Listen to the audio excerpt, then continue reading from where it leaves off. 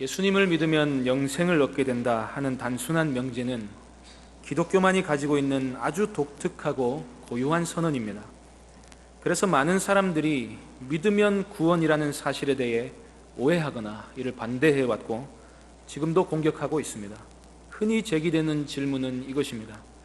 일평생 악한 짓 하다가 죽기 전에 예수 이름 믿으면 천국 갈 수 있다 하는 말만 듣고 영접기도 하면 구원받을 수 있다는 것인가? 어떤 사람은 선하고 의롭게 일평생 살았는데도 단지 예수 안 믿었다는 이유만으로 지옥에 간다는 것인가? 이런 비난도 있습니다.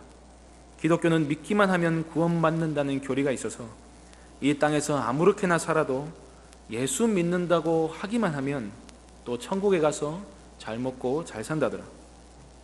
사실 이런 비난은 믿음의 성질을 오해한 것이기도 하지만 진정한 반대는 마음속 깊은 곳에 있는 독생자에 대한 반감에서부터 시작하는 것입니다. 오늘 읽은 하나님의 말씀은 왜 사람들이 예수님을 믿기만 하면 구원받는다는 이토록 단순하고도 아름다운 사실을 거부하는지에 대해 말씀해 줍니다.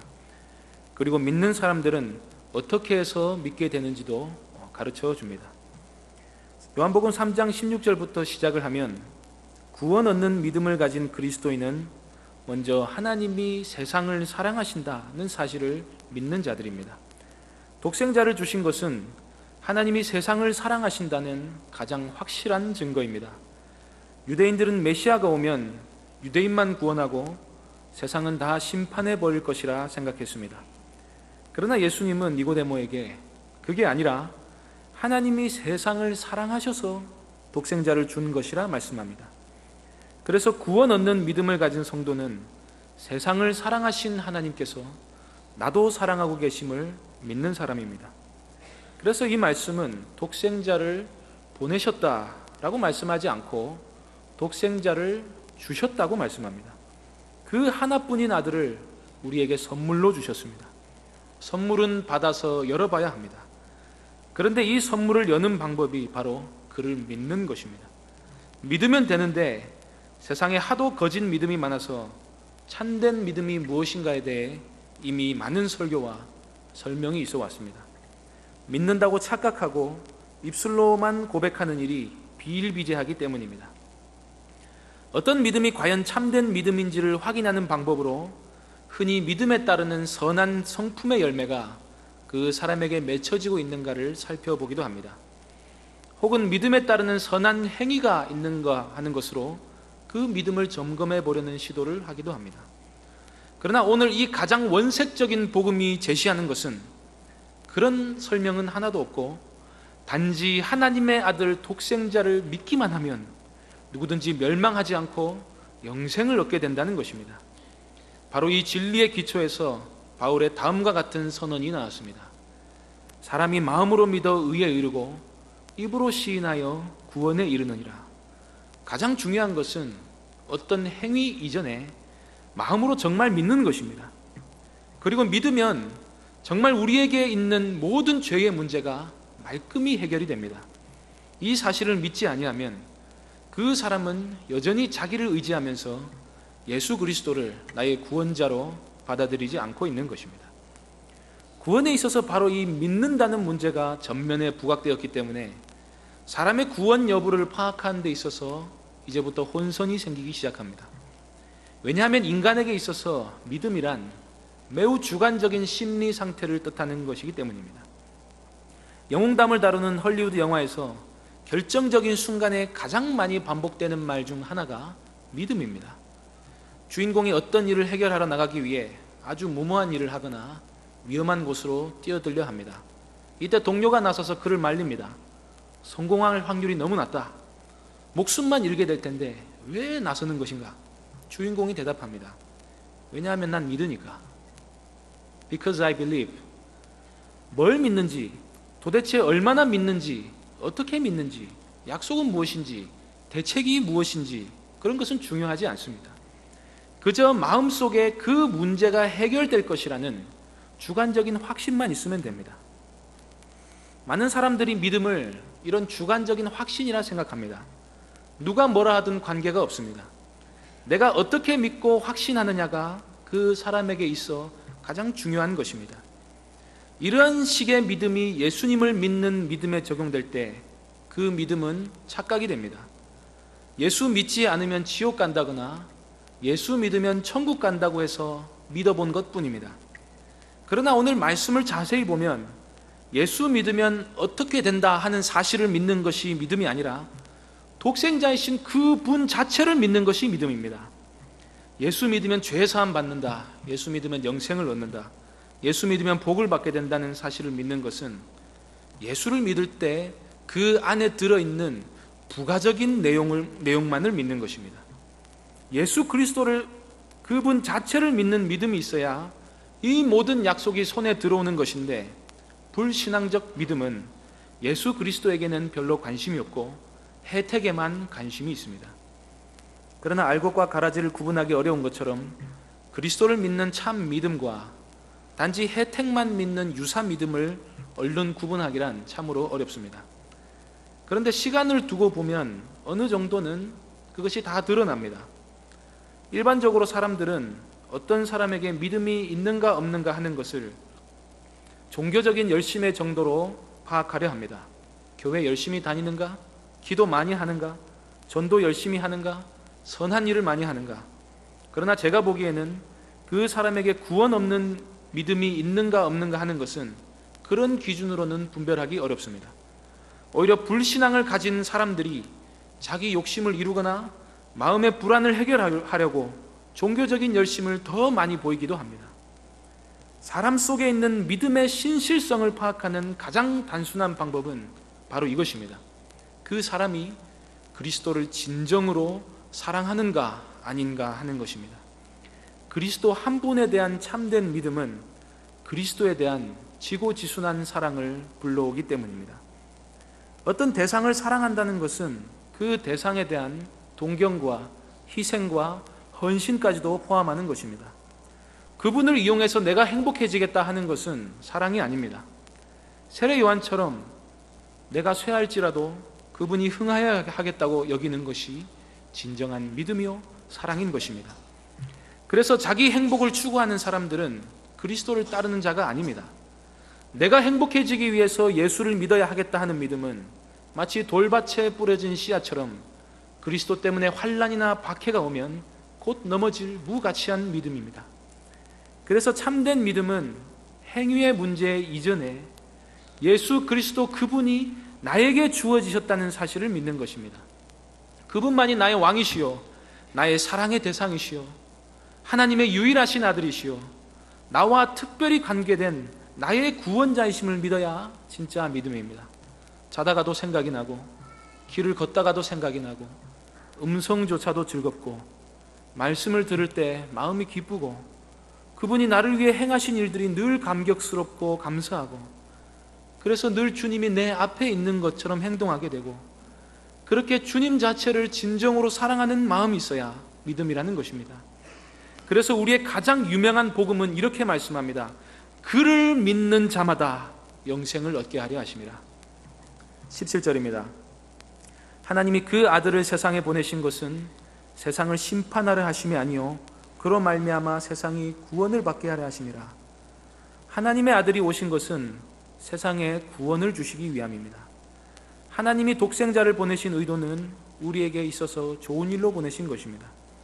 굳이 세상을 심판하실 것이면 아들을 보낼 필요가 없으셨습니다.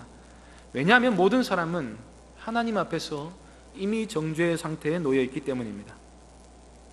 그리스도께서 오신 것은 정죄 상태에 놓여 있는 우리를 구원하려 오신 것이지 그것을 굳이 다시 심판하러 오신 것이 아니다 하는 말씀을 하고 계십니다.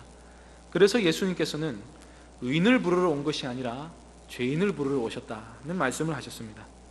18절입니다. 그를 믿는 자는 심판을 받지 아니하는 것이요 온 세상이 심판에 놓여 있지만 이제 그를 믿는 자는 심판을 받지 아니하게 된다고 합니다. 인류가 처해진 비참한 운명에 비해 구원받는 방법이 너무나 단순합니다. 어째서 사람들이 이 간단한 사실 하나를 몰라서 지옥에 갈까? 그렇게 생각될 만큼 너무나도 단순하고 쉬운 길을 하나님이 제시하셨습니다. 사람들이 기독교를 자칫 오해할 만도 하겠다 싶을 만큼 너무나도 간단히 구원을 받게 됩니다. 그러나 자세히 이 말씀을 상고해 보면 이 말씀 속에는 사람이 구원 없는 방법을 제시하려는 의도가 전혀 없었다는 사실을 깨닫게 됩니다.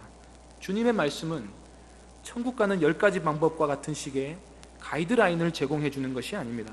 16절에는 그를 믿는 자마다 구원을 받게 될 것이라 하였고 18절에는 그를 믿는 자는 심판을 받지 않게 될 것이라 말씀합니다. 그래서 우리는 이 말씀에 이어서 그러니까 믿으십시오 라고 말해버리기 쉽습니다. 그러나 복음 제시는 그렇게 하는 것이 아닙니다. 우리가 진리를 말하면 믿음을 주시는 것은 하나님이 하시는 일입니다. 만일 우리가 예수께서 나의 죄를 대신해 죽임을 당하시고 나를 살리시려 부활하셨다는 사실을 듣고 우리 속에 어떤 믿음이 생겼다면 그것은 우리가 믿으려고 노력해서 생긴 결과가 아닙니다. 성령께서 일하심의 결과로 말씀을 듣고 자연스럽게 믿어지게 된 것입니다. 18절 하반절은 믿지 아니하는 자는 하나님의 독생자의 이름을 믿지 아니하므로 벌써 심판을 받은 것이라 말씀합니다. 여기 쓰여진 벌써라는 단어가 이 첨예한 문제를 해결하기 위한 열쇠입니다. 믿지 않기 때문에 심판을 받게 되는 것이 아니라 하나님이 이미 심판하셨기 때문에 믿지 못하게 됩니다. 하나님이 독생자를 보내셨는데 그 이름을 믿지 아니한다는 사실은 그 사람이 이미 심판을 받았다는 사실을 드러내는 것뿐입니다. 그래서 우리가 보기에 너무나 단순한 구원 방법론처럼 보이는 예수에 대한 믿음은 사실 하나님께서 창세전부터 구원하실 자와 구원하지 않으실 자를 선택하시는 것을 드러내는 것뿐입니다. 즉 예수를 믿으면 구원받는다, 이 이전에 구원받은 자는 예수를 믿게 됩니다. 사람에게는 그 믿음이 주관적으로 들어오고 결과로 들어오기 때문에 우리가 먼저 예수를 믿고 그 다음에 구원을 받게 된다는 것이 순서인 것처럼 여겨지게 됩니다. 그러나 성경은 하나님이 먼저 택하시고 이미 구원하신 자에게 예수 믿는 믿음을 주신다 합니다. 말하자면 예수님을 알게 된 것 자체가 기적이고 은혜입니다. 우리가 무슨 재주로 하나님의 아들 독생자를 이 머나먼 이방 땅에서 알게 되었겠습니까? 그러므로 아무도 자기 믿음을 자랑해서는 아니 되는 것입니다. 그래서 사실 일평생 나쁜 짓 하다가 죽을 때 되어서 예수 믿고 천국 갔다 하는 말은 하나님 외에는 아무도 책임져 줄 수 없는 말입니다. 만일 하나님이 구원하실 사람 같으면 믿음도 주시고 그 믿음을 행할 삶의 기회도 주실 것입니다. 아니면 한편 강도처럼 주님을 극적으로 믿게 하실 것입니다. 이 한편 강도를 가만히 생각해 보겠습니다. 사람들은 한편 강도가 강도짓 하다가 붙들려서 십자가에 못 박혔을 것으로 생각하지만 이 사람이 진짜 그런 특수 강도범이었을 거라고 보기는 어렵습니다. 십자가에 매달릴 정도로 귀한 대접을 받는 강도라면 아마도 밀란을 일으키고 그 와중에 살인을 했다는 바라바처럼 정치범일 가능성이 더 큽니다. 예수님도 자신을 왕이라고 주장했다는 이유로, 즉 정치범으로 고발당해 십자가에 달리셨습니다. 마지막에 구원받은 강도는 그래서 아마 유대의 열심당원이었을 것으로 생각됩니다. 누가복음에서는 이 강도가 아니라 행악자, 다르게 말하면 단지 범죄자로 묘사되었을 뿐입니다. 예수님의 제자 중에도 열심당원 시몬이 있었습니다. 이들은 나름대로 독립투사였지만 로마에게 있어서는 반란자요 테러범일 뿐이었습니다. 그래서 구원받은 강도가 우리가 생각하는 것처럼 악질적인 죄악 가운데 살았다고 볼 만한 근거는 별로 없습니다. 창세 전부터 택함을 입은 사람은 그 속에 영원과 의를 추구하는 마음이 먼저 나타나고 사망에 이르는 범죄를 저지르는 것으로부터 보호함을 입게 됩니다. 그리고 예수를 알기 전에 죄 가운데 거하였다 할지라도 마음 깊은 곳에서부터 예수를 믿게 될 사람은 하나님을 찾는 마음이 나타나게 마련입니다. 주님이 구원하신 한편 강도는 예수님에 의해 즉흥적으로 즉석에서 구원받은 것이 아니라 본래 창세 전부터 하나님의 자녀였습니다. 십자가에 매달려서 너무 고통스러우니까 순간적으로 욕을 하며 악을 쏟았지만 이내 자신이 몇 년간 지켜보았던 예수 그리스도의 의로우심이 그 마음이 순간적으로 확 마음에 밀려 들어왔습니다. 그리고 자신은 죄인이며 지금 십자가에 달려 자기가 죽는 것은 단지 내 죄 때문이라는 사실을 깨닫고 회개하며 주님께 자신을 의탁했습니다. 그리고 이 강도가 다른 한편 강도에게 이 예수께서 행하신 일 중에 옳지 않은 것은 하나도 없다고 말합니다. 이 말은 이 사람이 평소에 주님이 행하심을 잘 알고 있었고 그분께 마음이 이끌리고 있었음을 암시해 주는 말입니다. 문제를 심화시키기 위해 말씀을 더 읽어보겠습니다. 19절입니다. 그 정죄는 이것이니 곧 빛이 세상에 왔으되 사람들이 자기 행위가 악함으로 빛보다 어둠을 더 사랑한 것이니라. 여기서 정죄는 윗절의 심판과 같은 말입니다. 사람은 벌써 정죄의 심판을 받았는데 그 정죄라는 것이 빛이신 예수님이 세상에 왔음에도 불구하고 사람들이 여전히 어둠을 더 사랑해서 빛을 가까이 하지 않는다는 것입니다. 서두에 말씀드렸다시피 불신앙은 하나님께 대한 반감입니다. 단지 무지해서 믿지 않는 것이 아니라 하나님이 오시면 자기들이 즐거워하던 죄를 더 이상 짓지 못하게 하니까 고의적으로 믿지 않는다는 것입니다. 빛은 거룩하신 하나님의 성품을 드러내고 악을 행하는 자들의 악을 드러냅니다.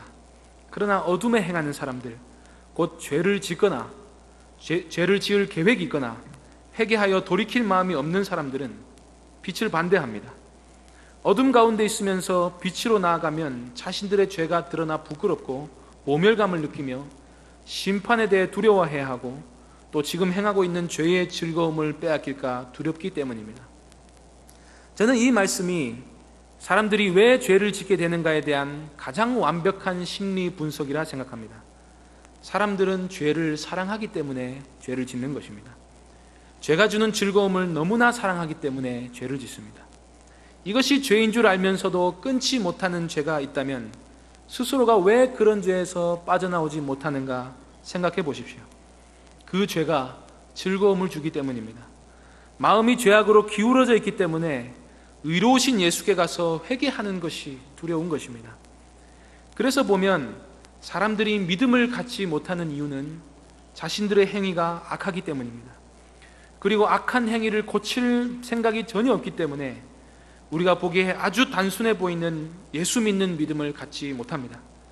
때문에 어쩌면 내가 현재 누리는 즐거움을 포기할 수 없어서 예수 못 믿겠다 하는 것은 차라리 아주 정직한 태도입니다.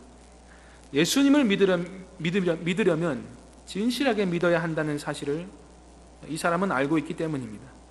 이에 비추어 보았을 때 예수님이 다 내 죄를 용서해 주신다고 했으니까 여전히 죄의 낙을 누리면서 죄 용서의 혜택은 계속 누리려는 사람들의 심리가 얼마나 잘못된 것인지 생각해 보시기 바랍니다. 20절 21절입니다. 악을 행하는 자마다 빛을 미워하여 빛으로 오지 아니하나니 이는 그 행위가 드러날까 하며 진리를 따르는 자는 빛으로 오나니 이는 그 행위가 하나님 안에서 행한 것임을 나타내려 함이니라. 악을 행하는 사람은 예수 믿는다고 입술로는 고백할 수 있어도 실제로는 빛 가운데 나오지 않습니다. 그러나 진리를 따르는 자는 빛으로 온다 합니다. 이는 그 행위가 하나님 안에서 행한 것임을 나타내려는 것이다. 즉 하나님 안에 있는 자는 진리를 따르고 진리를 따르기 때문에 빛과 진리이신 예수님도 따르게 됩니다. 다시 오늘 말씀을 정리하면서 생각해 보겠습니다. 하나님께서 택하신 자들은 독생자를 믿는 믿음을 얻게 됩니다. 그리고 그 믿음을 가진 사람은 죄의 낙을 즐기는 사람이 아니라 진리를 따르는 사람입니다. 사람이 진리를 추구하고 거룩한 삶을 동경하고 하나님의 선하심을 더듬어 찾으려 하고 의로운 삶과 깨끗한 마음 자리에 대한 열망이 없다면 사실 그는 구원받은 자라 할 수 없습니다. 하나님께서는 구원받을 자에게 그러한 거룩한 마음 상태와 진리를 사랑하는 마음을 주시고 최종 선물로 예수님을 주시기 때문입니다. 그러므로 빛이 딱 왔을 때 어둠에 행하는 사람은 숨어서 빛을 반대하고 계속해서 죄를 짓습니다. 반면에 진리를 따르는 사람은 빛을 믿고 그 빛 가운데 행하기를 즐거워하게 됩니다. 사랑하는 성도님들, 바로 이것이 복음입니다. 이것이 바로 순수한 복음입니다. 마음으로 믿고 주님 그분을 참되게 사랑하며 그분의 모든 행위와 말씀을 사랑하지 않는 믿음은 다 거짓 믿음입니다. 저는 오늘 인간의 생각에 의해 포장되지 않은 순수한 복음을 전하려 노력하였습니다. 이 복음은 본래 사람들에게 그다지 매력적인 것이 아니었습니다. 그런데 오늘날에는 복음이 굉장히 매력적인 것처럼 사람들에게 선전됩니다. 단지 주관적으로 예수 믿었다고 확신하기만 하면 복을 받고 천국에 갈 수 있다 하는 광고 문구로 바뀐 것입니다. 오늘 말씀 그대로의 복음은 우리에게 의와 진리를 사랑하지 않는 자는 예수 그리스도를 결코 믿을 수 없다 가르칩니다. 또한 이 말씀은 그리스도를 믿는 믿음은 자기를 부인한 믿음이요 아주 순수해야 할 것을 가르칩니다. 그러므로 사랑하는 성도님들, 이 믿음 안에 거하는 자가 되기 위해 의와 진리를 따르시기 바랍니다. 진리를 따르는 자라야 빛이신 예수님께로 나아간다는 것이 오늘 말씀이 가르쳐주고 있는 바 진리입니다. 이 진리 안에 거하시는 모든 성도님들 되시기를 간절히 소망합니다.